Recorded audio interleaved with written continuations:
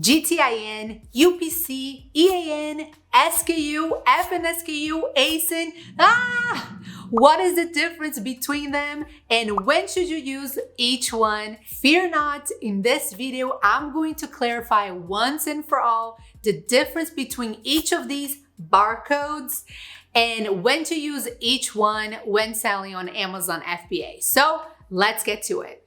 The first thing that you should know is that these are not barcodes. I know this can be really confusing when you think all of these are different types of barcodes, and then you're wondering, okay, so which one should I have on my product?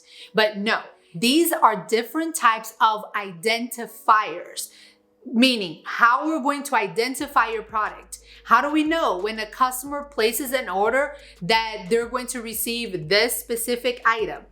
So let's start with the first one, which is the GTIN, and that stands for Global Trade Item Number.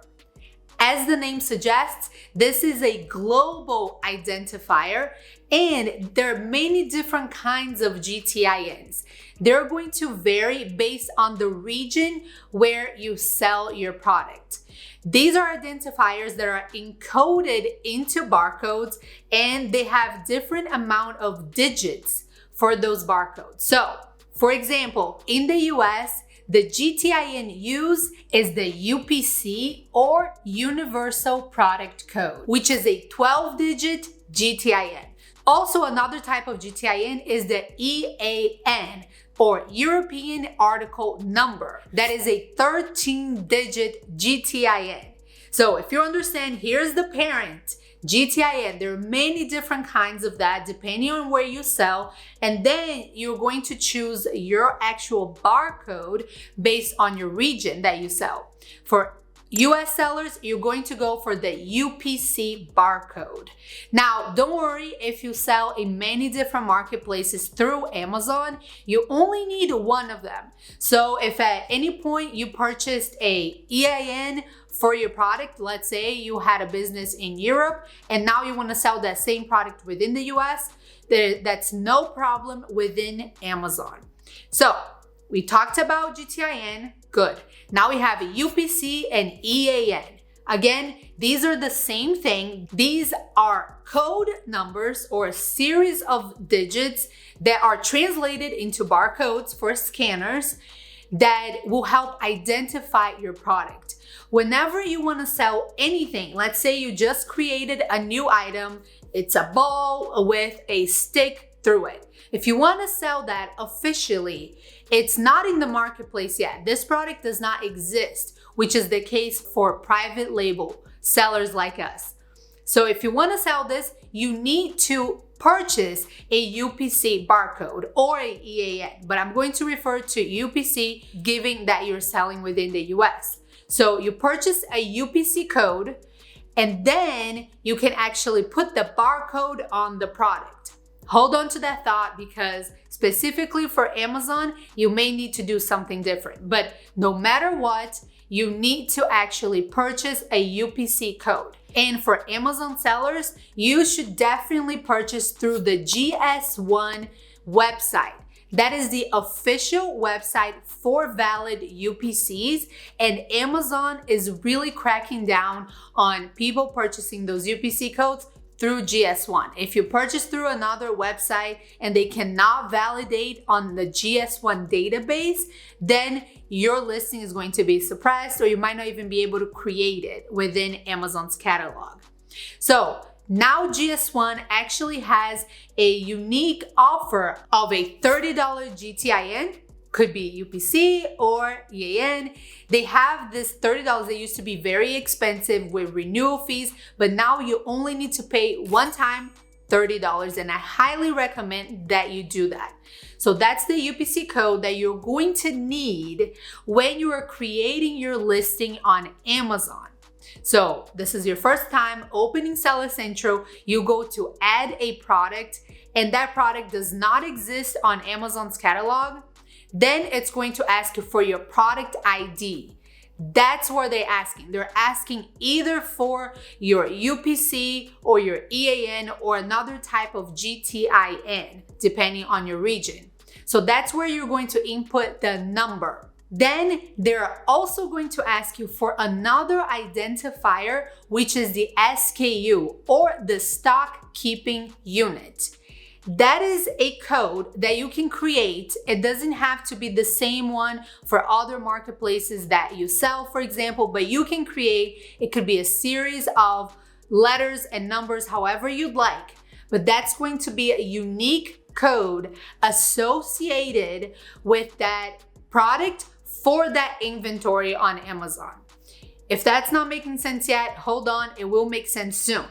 So just know when you're adding a product, you need to put your product ID, which is going to be your GTIN type. If it's 12 digits, it's your UPC. If it's 13 digits, it's your EIN, and so on.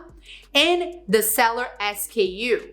Now, it's not required for you to actually create a seller SKU. If you create your listing without one, Amazon will automatically assign an SKU to you. Now, once you add a product to Amazon's catalog, you're also going to automatically be assigned an ASIN or Amazon Standard Identifier Number.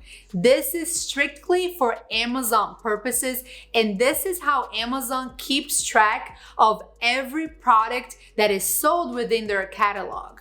So this is going to help with categorization of that product as well as searchability. Okay, now remember I told you that you have a unique SKU. However, if you want different logistics for that same item, you will need to have more than one SKU. So the first one, let's say that you created, Amazon is going to fulfill. It has one SKU number. If you want to create another listing for the same product, you use the same ASIN, the same UPC code, but you want to fulfill it, you need a new SKU. You need a new stock keeping unit. It's all about keeping track of inventory in different warehouses. So one type of logistics, one SKU. Another type, another SKU. Or putting into simpler terms, if you want to sell the same product FBA, there's one SKU, same ASIN, and then you want to sell FBM, there's another SKU, same ASIN. And finally, we have the FNSKU or the Fulfillment Network Stock Keeping Unit. This is also specifically for Amazon. And this is actually the label that you need to have on your product when you're selling through Amazon FBA. So remember I told you that the UPC code is both a code as well as a barcode. Many people think that you need to put the UPC barcode on your product because that is the case if you do want to sell, let's say on grocery stores or maybe Walmart or other sales channels. But for Amazon purposes, when you're creating your listing and you're going to change it to fulfill by Amazon, you're going to need to choose which type of barcode you want on your product. Some listings, you're only allowed to have Amazon barcode, which is the FNSKU label. Some listings, you can choose between Amazon barcode or manufacturer's barcode, which is your UPC code. So depending on what you choose is how you know which barcode is gonna go on your product.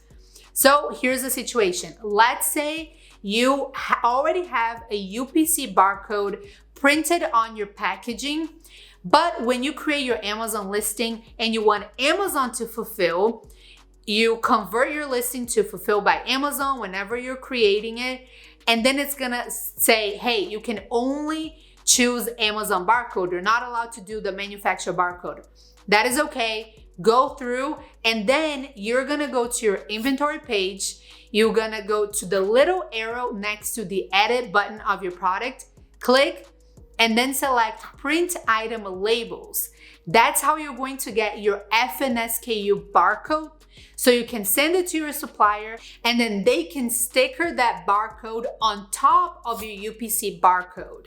So it's important to remember when sending your products to Amazon for Amazon FBA, to fulfill, you need to have only one barcode visible for the Amazon warehouse staff to scan. Again, this is all about keeping track of your inventory. So when a customer orders something from you, they know exactly out of which inventory it's going to come from because of those identifiers. So a quick recap, we have GTIN, Global Trade Item Number. There are many different types, including UPC and EAN.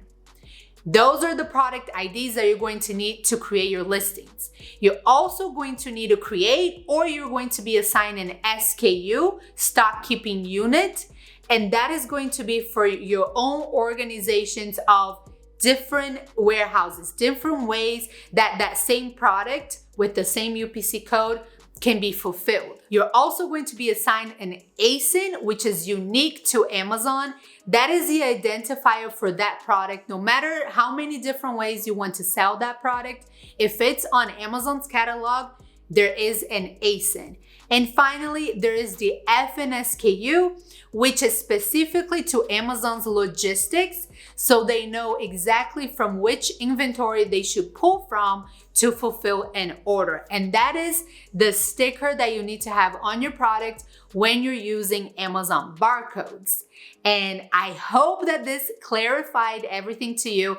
If you have any questions, leave those in the comments below. But if you did find this video valuable, you're also going to love this video right here on the screen, where it explains all the different types of labels that you need to have on your product. So thank you so much for watching, and I look forward to seeing you in future videos.